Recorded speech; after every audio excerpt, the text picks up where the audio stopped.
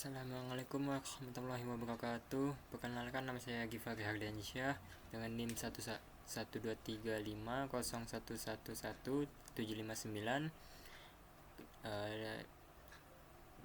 kelas 4E dengan mata kuliah Sistem Basis Data. Pada video kali ini saya akan membuat video untuk menyelesaikan tugas 2 Sistem Basis Data. Yaitu tugas 2-nya penjelasan dan praktek tentang explicit cursor, loop, for, record, dan parameter. Yang pertama-tama, cursor.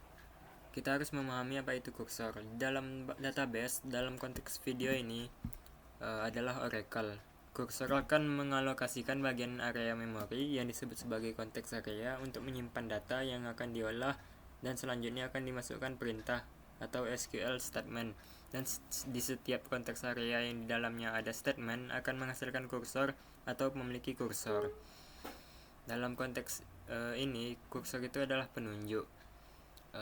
Setiap kita memasukkan query SQL bisa jadi menghasilkan lebih dari satu baris data, dan kursor itu adalah penunjuk data ke satu, data kedua, data seterusnya. Kursor ini memiliki dua jenis, yaitu implicit cursor. Implicit cursor sudah didefinisikan secara otomatis oleh Oracle seperti perintah insert, update, delete, merge, dan select. Dan itu hanya bisa menghasilkan satu baris data saja atau satu row data. Implicit cursor hanya bisa digunakan jika query-nya itu menghasilkan satu row data saja. Contohnya seperti yang ada di video, seperti yang ada di background. Apabila implicit cursor contoh satunya, apabila implicit cursor untuk lebih dari satu row data. Dalam blok tersebut ada proses query yang memanggil lebih dari satu data. Select salary into v salary from employees. Statement SQL tersebut menunjukkan bahwa kita ingin query tetapi tidak ada filternya seperti where dan lain-lainnya. Dan kalau diproses, query tersebut akan error karena kita mencoba memanggil lebih dari satu row data.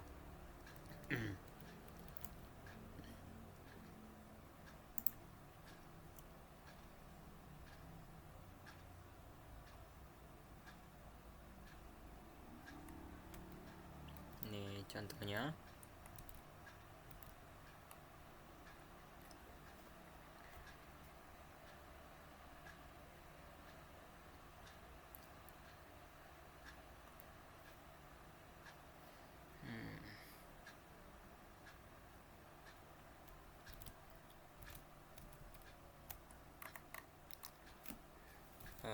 Lalu limitasi untuk implicit cursor.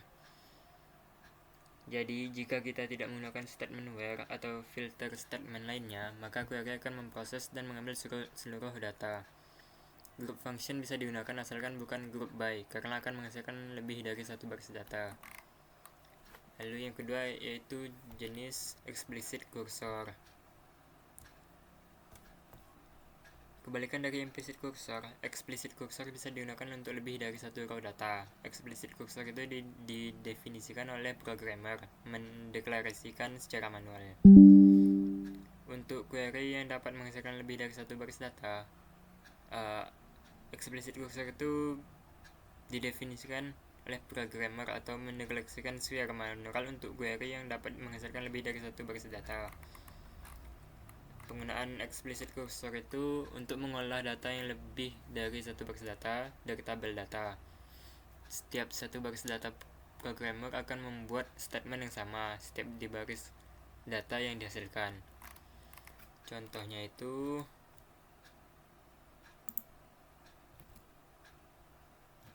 ada di contoh 2 ini.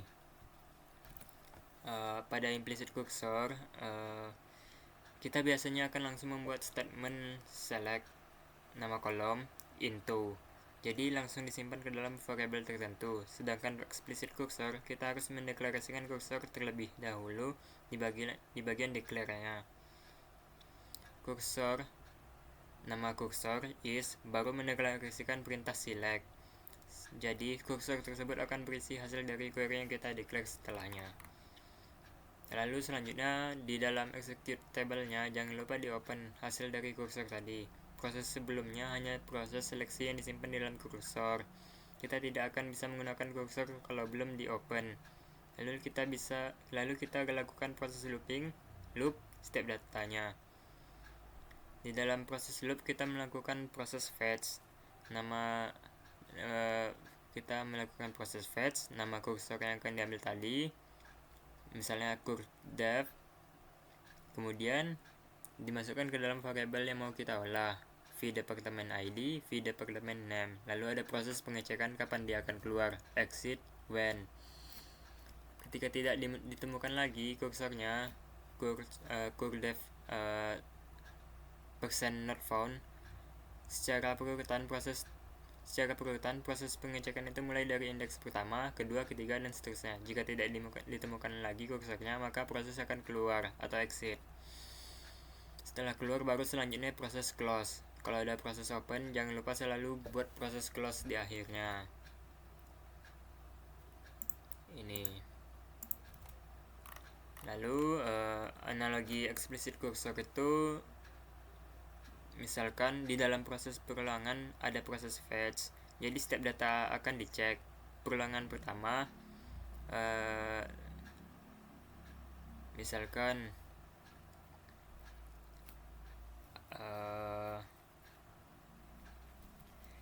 gimana coba jelaskan ya.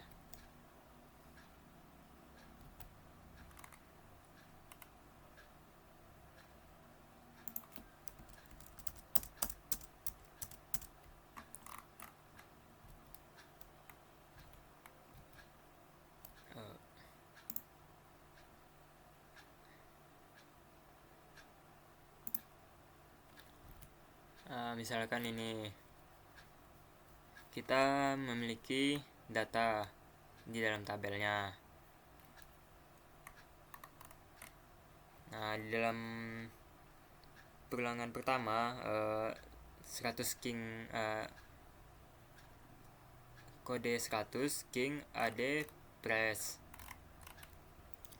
Cek selesai, lalu lanjut ke perulangan data kedua. Yang ini 101. Lalu selanjutnya perulangan data ketiga.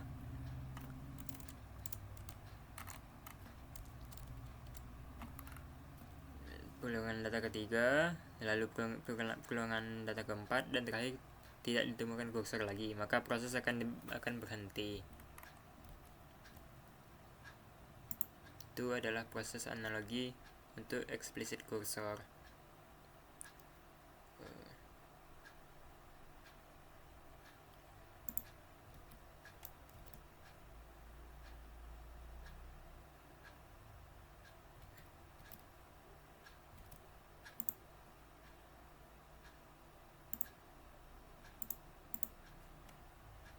Muncul ya.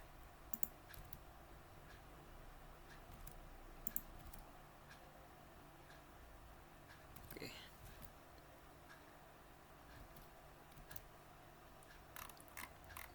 Lalu analogi kedua, misalkan kita memiliki box isinya data. Sebelum mengambil data kita harus membuka boxnya terlebih dahulu, open cursornya. Lalu selanjutnya proses pengambilan data atau fetch satu persatu secara berulang. Dan jika tidak ada lagi data, maka akan dilakukan proses menutup boxnya atau close cursornya. Flowchart untuk explicit cursor itu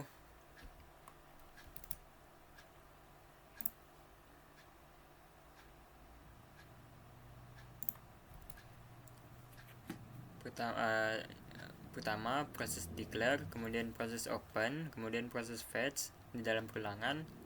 Jadi pengambilan data di setiap row yang dihasilkan, kemudian selalu mengecek exit apakah ada kursornya. Jika masih ada kursornya, maka akan melakukan proses perulangan. Jika tidak ada lagi kursornya, maka proses selanjutnya ada proses close.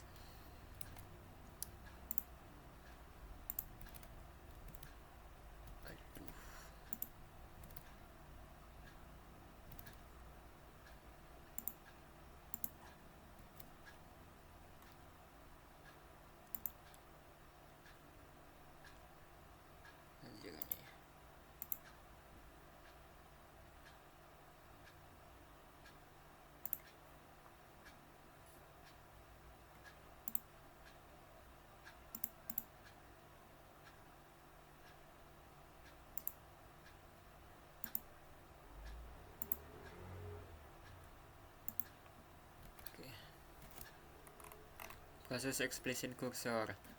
Yang pertama kali dilakukan adalah mendeklarasikan kursornya. Dideklarasikan langsung query-nya. Dideklarasikan di bagian declare. Kemudian proses open, kursornya di open, lalu lakukan proses perulangan untuk proses fetch-nya. Di dalamnya juga diisi dengan proses pemeriksaan kursornya, exit, untuk keluar dari proses loopingnya. Terakhir proses close kursornya. Nah, untuk deklarasi kursor ini juga harus diperhatikan ketika mendeklarasikan kursor. Pertama, dalam menuliskan query, selectnya jangan masukkan klausa into, berbeda dengan yang implicit. Kalau di implicit, into-nya langsung di dalam query-nya. Di dalam explicit kursor, kita tidak boleh memasukkan klausa into di bagian deklarasi kursornya. Tapi penulisan into-nya pada saat proses fetch datanya di bagian execute table. Jika kita mementingkan urutan datanya, kita boleh menggunakan order by di dalam kursor. Kita juga boleh menggunakan join, subqueries, while, group by, dan lain-lainnya. Jika kita ingin mendeklarasikan kursor dan kursor itu membutuhkan inputan dari sebuah variable, kita harus mendeklarasikan kursor itu setelah deklarasi variable. Setelah variabelnya. Kalau ingin mengambil data dari variabel tersebut, tetapi jika tidak ingin mengambil data dari variabelnya, variabel tadi itu, maka kita bisa meletakkan kursor atau mendeklarasikan kursor di atas variabel yang kita deklarasikan. Untuk sintaks deklarasi kursor itu ada di contoh 3 ini. Yang ini. Di dalamnya kursor, keywordnya kursor, nama kursornya kursor name, identifier, is, kemudian select statement. Di dalam select jangan memasukkan klausa into. Contoh penggunaannya, penulisan tetap di bagian declare. Kursor ini menampung yang ini. Kursor ini menampung hasil dari select employee ID dan last name dari tabel employees, yang where departemen ID-nya itu 30.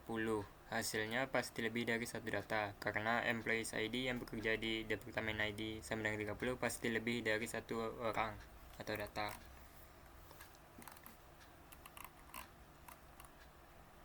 Lalu yang ini contoh selanjutnya.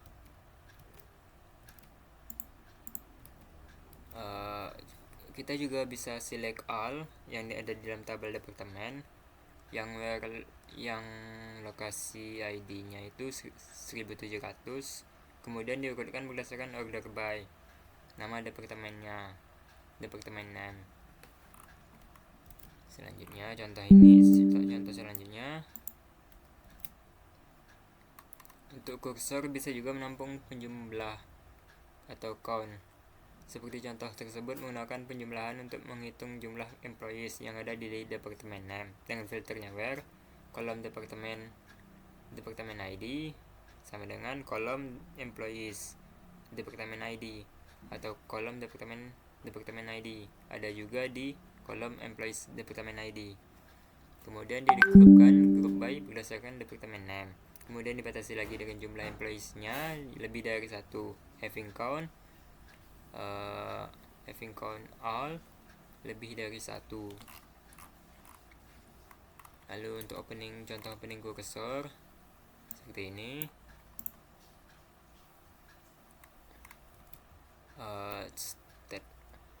Bagian opennya diletakkan di bagian execute table-nya, begin. Statement open itu mengalokasikan memori untuk konteks area. Analoginya itu adalah kita membuat box yang telah diisikan oleh data. Execute statement select akan memilih data tersebut. Data kemudian dipilih-pilih. Di dalam box data sudah ada di posisinya.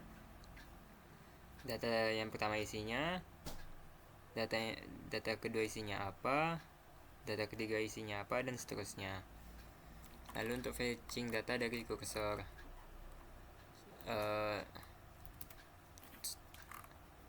Setelah proses open, baru kemudian proses pengambilan atau fetch data satu persatu. Jika datanya hanya satu, tidak memerlukan loop. Tetapi kalau data yang akan diambil lebih dari satu, maka butuh proses loop. Lalu contoh selanjutnya, saya punya contoh 4. Setelah melakukan proses open, selanjutnya kita memasukkan metode loop. Karena kita ingin mengambil lebih dari satu data, proses loop akan keluar jika ketika kondisinya bernilai true.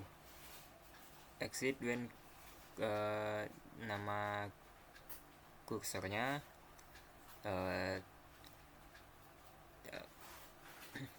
percent not found. Kondisi bernilai true ketika sudah tidak ada data lagi yang bisa diambil. Kursornya tidak ada lagi atau tidak memiliki pointer. Setelah loop pasti ada end loop, dan terakhir penutup kursor yaitu end. Contoh lengkap eksplisit kursor itu ada di contoh 5 saya.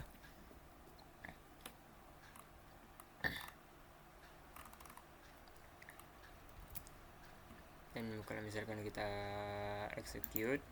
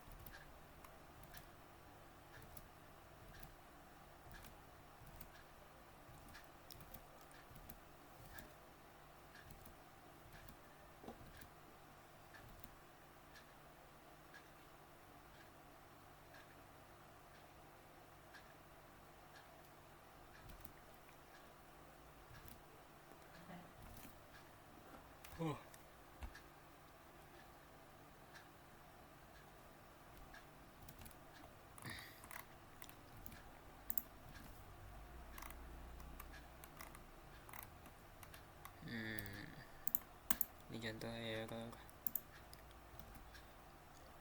Lalu selanjutnya adalah close kursor. Setelah di open dan di fetch, jangan lupa di close. Kita bisa menggunakan lagi open dengan syarat sudah di close. Jika kita sudah open tetapi kita belum close, tetapi dibuka lagi, nanti akan error. Aturan closing kursor. Kursor hanya bisa dibuka kembali atau open jika sebelumnya kursor sudah di close. Jika kita mencoba mengambil data setelah di close, maka statement akan dilempar ke exception invalid cursor atau error. Jika kita membuka kembali kursor tadi yang sudah di close, maka data tersebut akan repopulate atau diproses ulang data terbaru. Konteks area tersebut akan diproses ulang atau data terbaru. Contohnya itu di contoh 6 saya ini.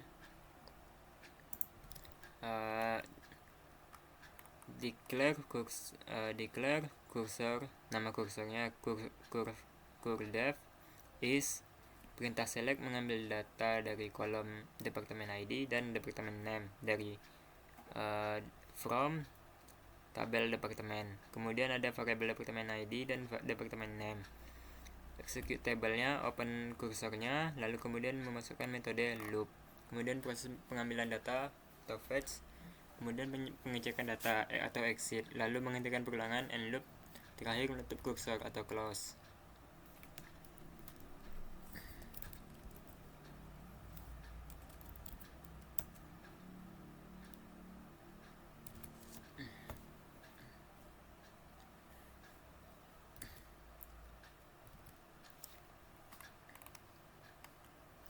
Lalu ada untuk live code-nya, saya mempunyai contoh 7.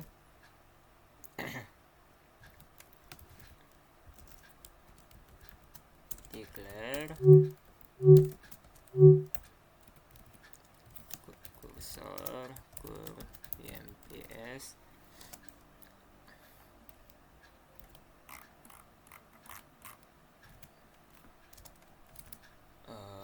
employees, select employees employees ID dengan tabel first name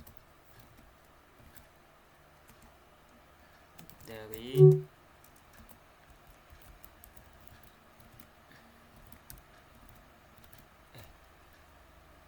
mengambil kolom employees ID dan first name dari tabel employee. Lalu kita tentukan variabelnya, membuat variabelnya employee ID, employee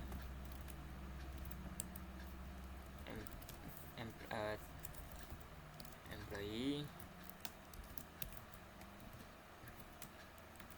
data dari tabel employee,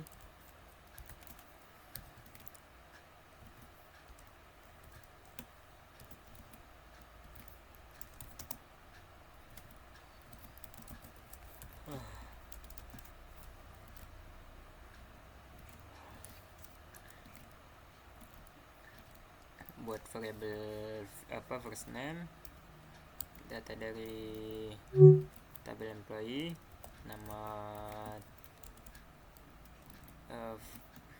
variabelnya,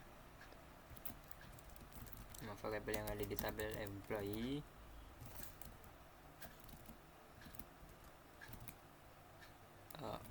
salah.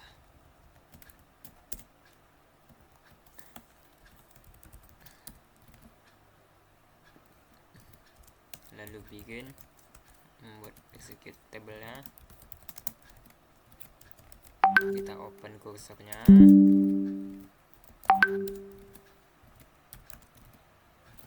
lalu kita fetch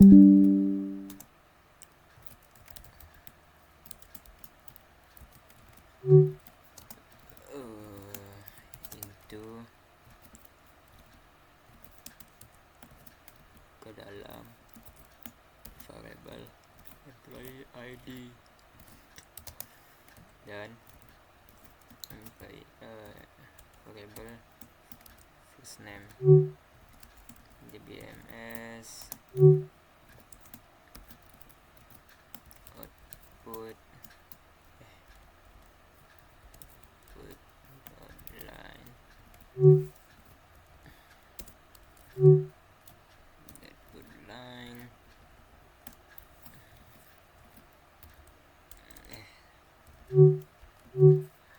hasil dari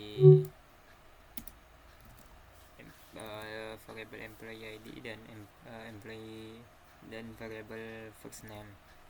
Lalu kursornya kita close and lalu kita coba jalankan.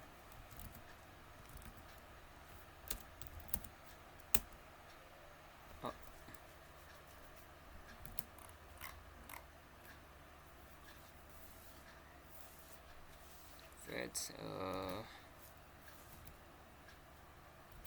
open cursor.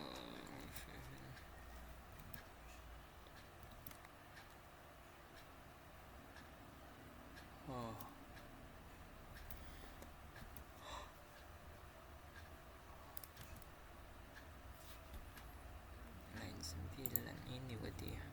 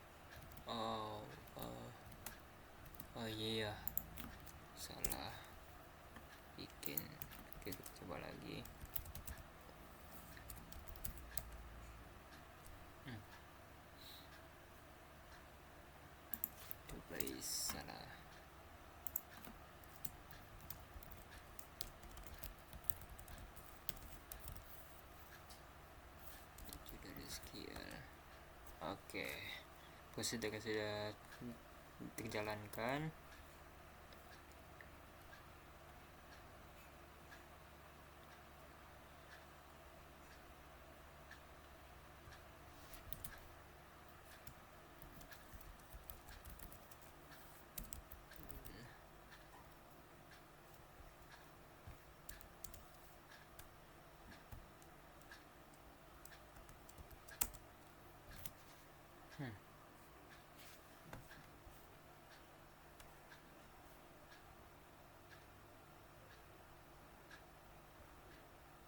Oke, selanjutnya contoh keempat, live code yang ke selanjutnya.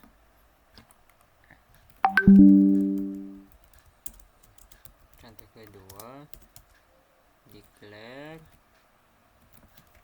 cursor, nama kursornya emp is select from select employee, tabel employee ID as name.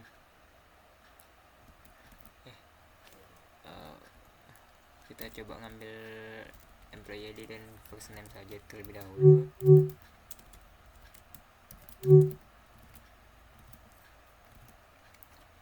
Lalu from employee, tabel employees,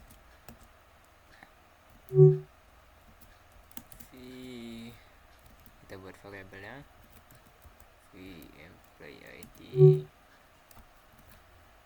employees.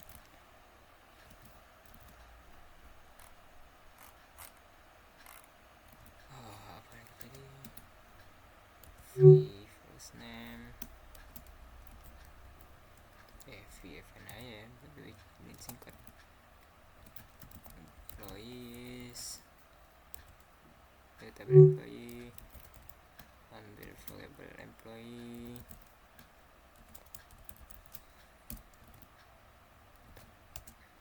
lalu bikin loop open cursor, lalu kita fetch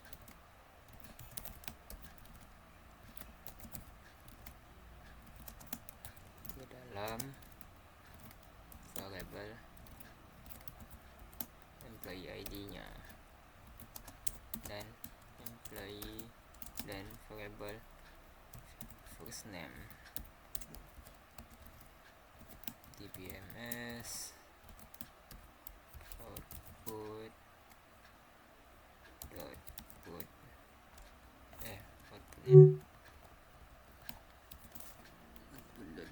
line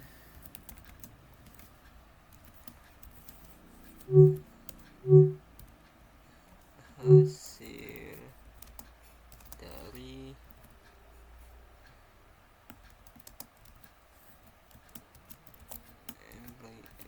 variabel employee ID, lalu variabel tunggu buat tugas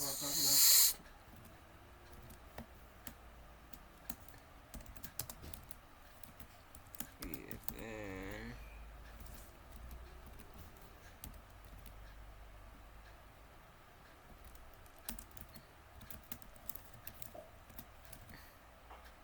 exit when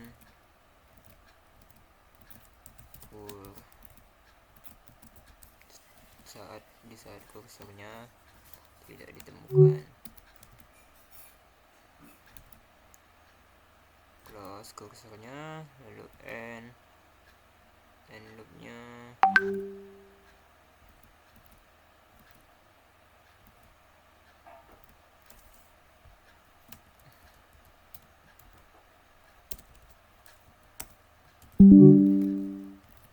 Lalu kita coba jalankan.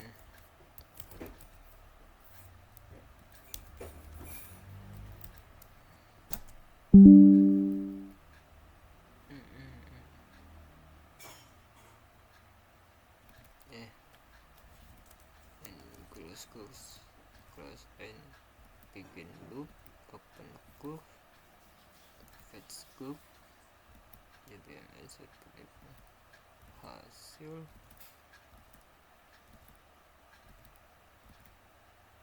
exit when curve is not found, and loop.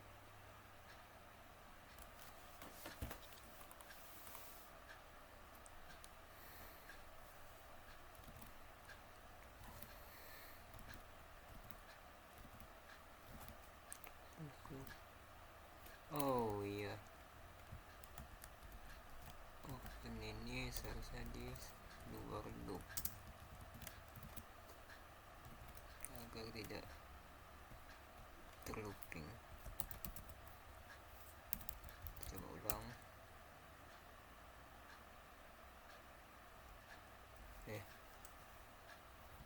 Iya, contoh 8 SQL. Oke.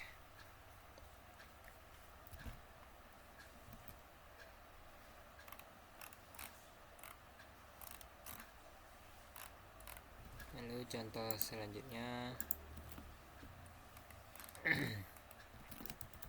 declare cursor curve MP is select employee ID first name from employee ordered by employee ID.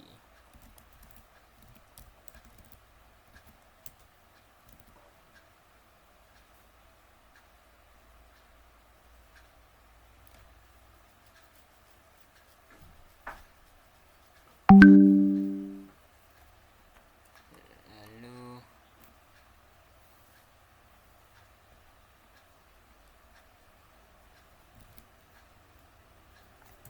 variabelnya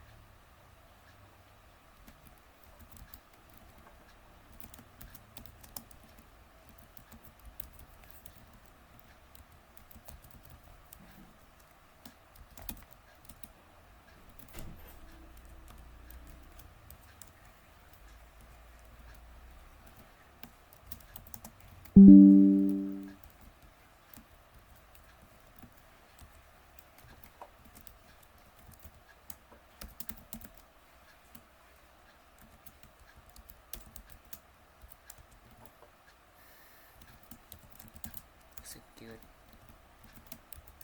loop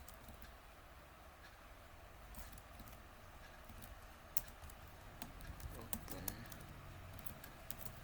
curve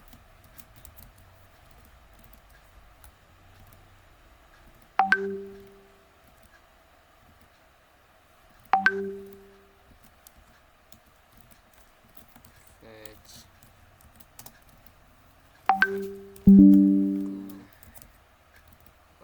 fetch curve kursornya into variable employee ID dan variable fn. Oke.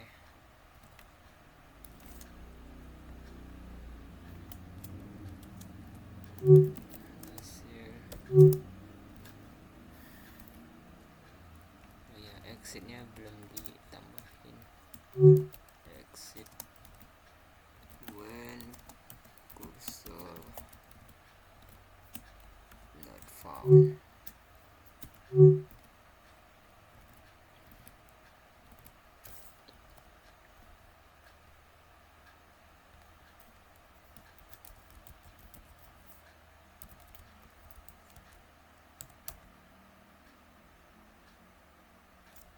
Dan 10.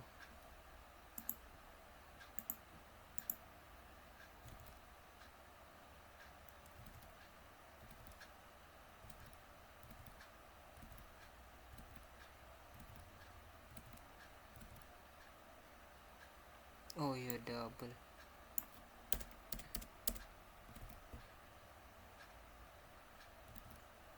Fetch. Oke, kita coba lagi.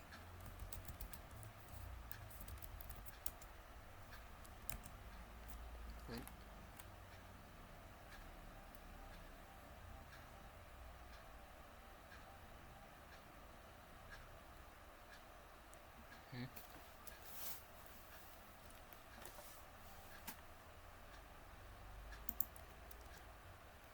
Oh iya, ini. Oke.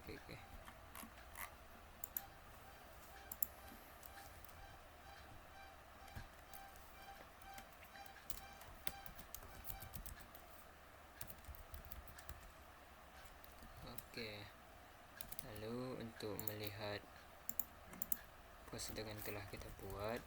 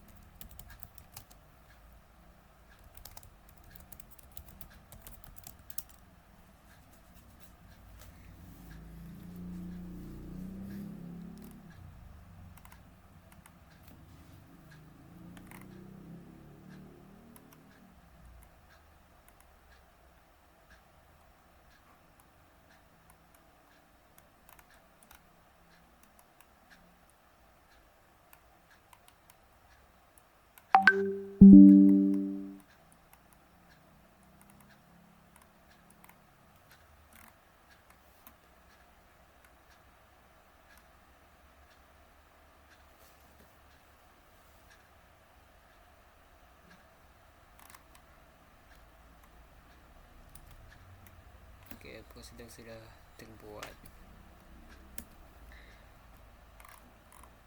Lalu selanjutnya dengan order by, hasil ID-nya lebih terurut.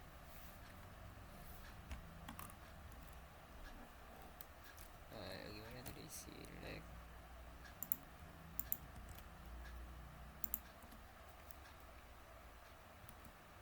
prosedurnya.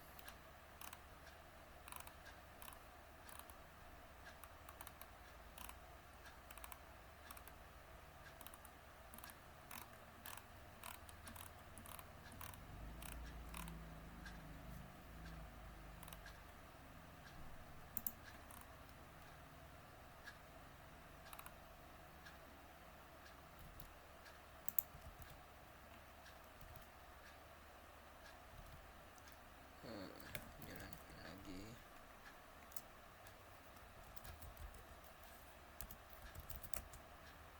Oke. Nah, dengan menggunakan order by, hasil ID-nya lebih terurut.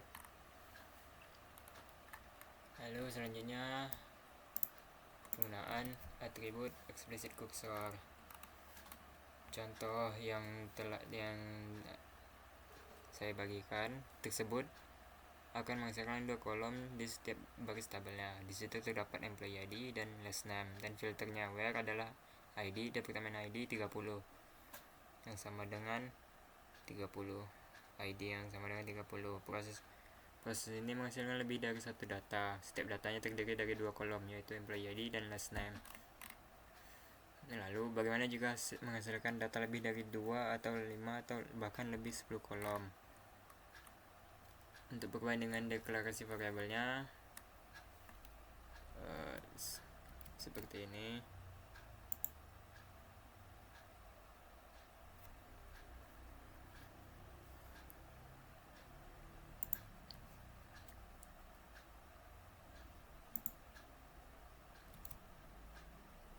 Terlihat jelas bahwa penggunaan untuk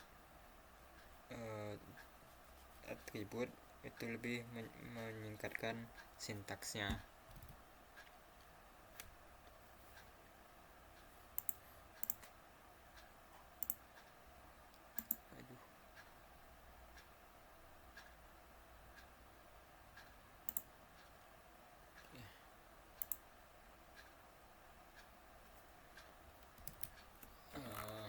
Perbandingannya adalah yang di kiri tadi kita mendeklarasikan variabel sekaligus, sedangkan yang di kanan disederhanakan hanya dengan menggunakan percent row type.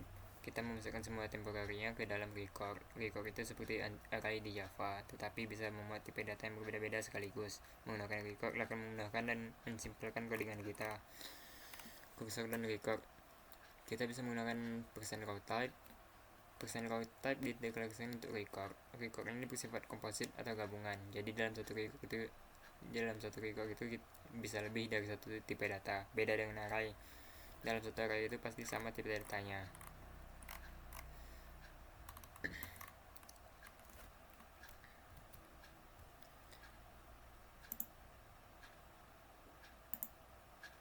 Seperti yang ada di gambar. Dengan membuat record, sintaksnya lebih singkat atau simple, menjadikan penggunaan record menghemat waktu programmer.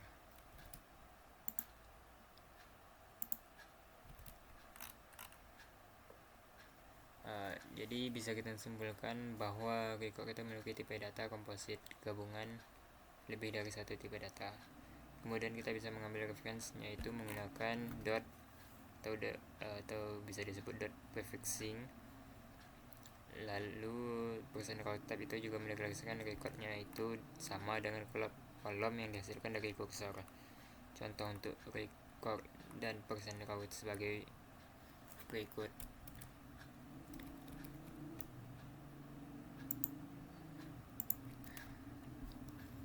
Bisa dilihat select all from employees where department ID sama dengan 30.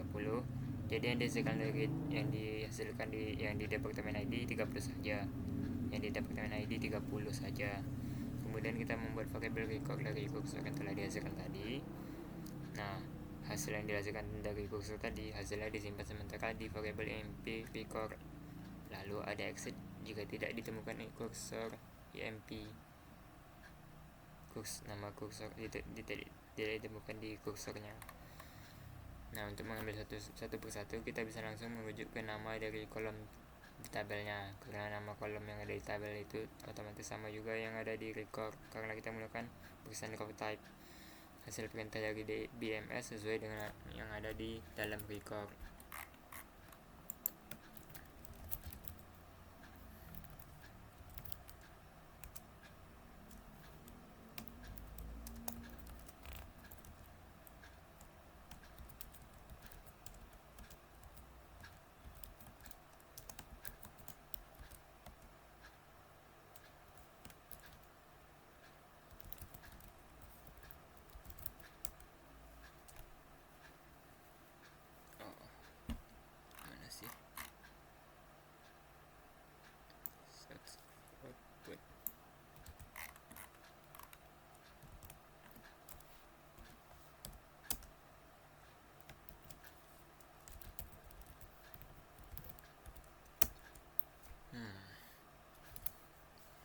Seperti itulah.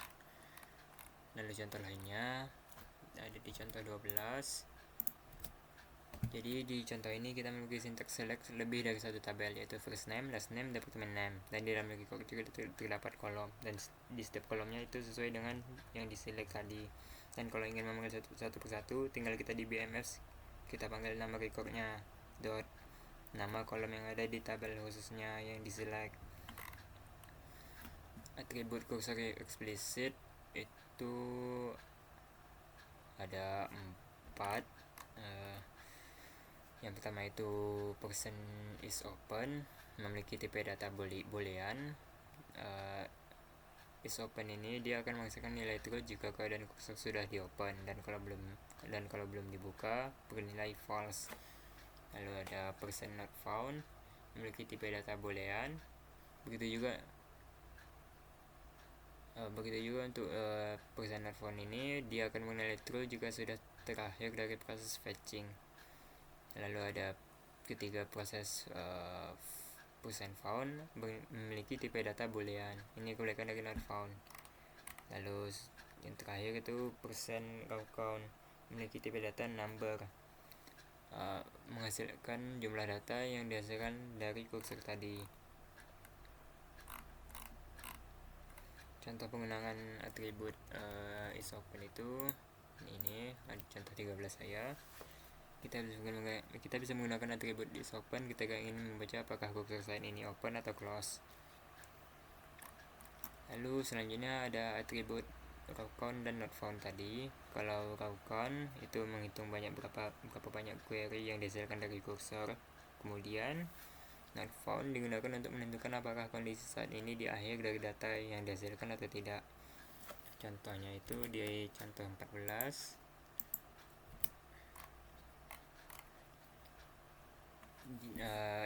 Dia akan keluar dari proses perulangan jika jumlah raw count lebih besar dari 10 atau kursor not found. Yang ini. Lalu selanjutnya materi kursor for loops. Penggunaan for loops lebih mudah daripada penggunaan loop yang biasanya dipakai. Jadi nantinya pada proses for loops kita tidak lagi menggunakan open, close, dan fetch, tapi kita langsung melakukan proses pemanggilan di dalam perulangan for. Contoh gambaran sintaks for loops itu ini.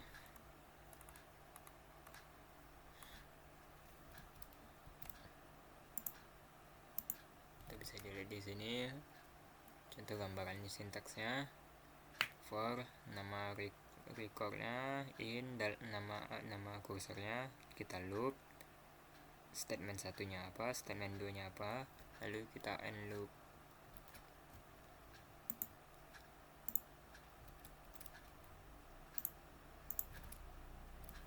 Lalu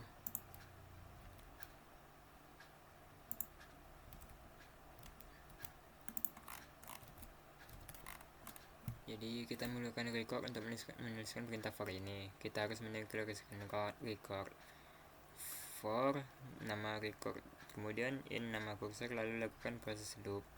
Kemudian kita melakukan proses statement 1, statement 2, dan seterusnya yang seperti saya bilang tadi. Lalu kita akhiri dengan end loop. Kita menggunakan for loop itu lebih simpel karena kita tidak perlu menuliskan lagi open, fetch, dan close. Jadi nanti ada cara untuk langsung menggunakan for loop. Jadi kalau kita menggunakan for loop untuk pemanggilan kursor pada proses open, fetch, dan close itu sudah otomatis. Contoh for loopsnya ini di contoh 15 saya. Contoh penggunaan for loopsnya itu untuk pemanggilan kursor. Jadi kita deklarasikan recordnya terlebih dahulu, lalu kursornya. Tapi yang jelas ini code-nya belum. Ini hanya untuk apa saja, penjelasan saja. Yang jelas intinya kita tidak perlu open kursor terlebih dahulu seperti sebelumnya. Lalu live code untuk contoh 16 untuk for loops. Declare cursor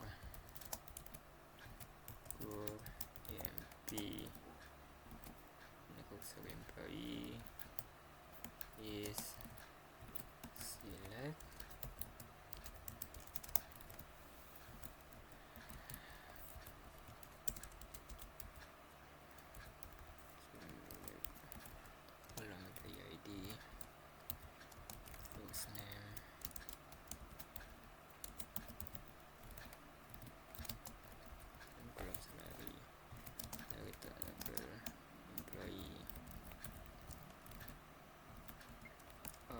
by employee ID. Lalu kita proses execute-nya for loop, nama variable-nya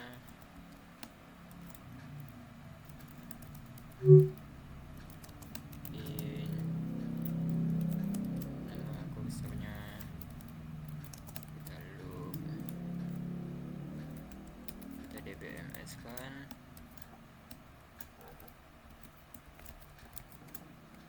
put line.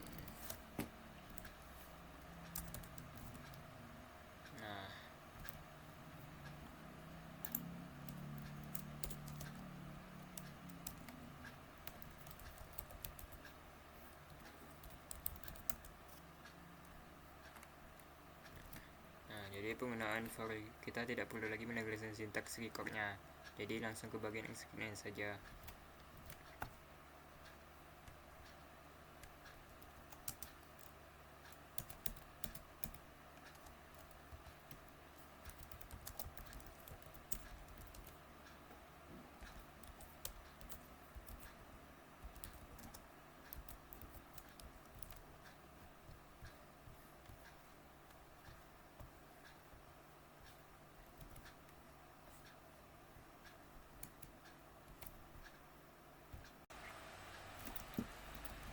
Lalu selanjutnya yaitu kursor dengan parameter. Pada contoh-contoh sebelumnya saya membahas menggunakan kursor, tetapi dalam contoh-contoh tersebut saya menggunakan kursor hanya sebagai tempat penyimpanan tanpa ada tambahan parameter. Nah, untuk contoh penggunaan kursor yang dalamnya terdapat parameter ada di contoh 17 SQL saya. Kita bisa lihat di bagian declare kursor. Setelah nama kursor ada yang namanya parameter. Yang di dalam kurung itu, di dalam parameter ada tipe datanya juga. Di dalam parameter jangan lupa menentukan parameternya. Jadi seakan-akan kita membuat sebuah variabel. Sebenarnya hampir sama seperti membuat variabel, tetapi yang membedakannya adalah dalam kurungnya untuk nama dari kursornya. Bedanya menambahkan dalam kurung nama dari kursornya. Untuk sintaks lainnya sama. Dan misalkan ada beberapa nilai di dalam query-nya yang mengambil dari nilai parameter, kita tinggal tuliskan saja parameter yang mau kita ambil nilainya.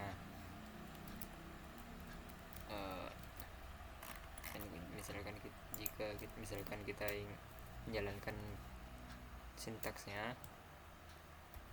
let's for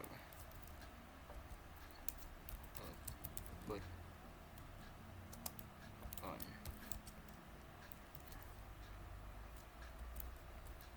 atau 17 SQL. Nah, kita bisa mengambil nilai dari parameternya. Jadi sekian untuk video untuk tugas 2 saya. Apabila ada kesalahan mohon maaf. Wabillahi taufiq wal hidayah. Assalamualaikum warahmatullahi wabarakatuh.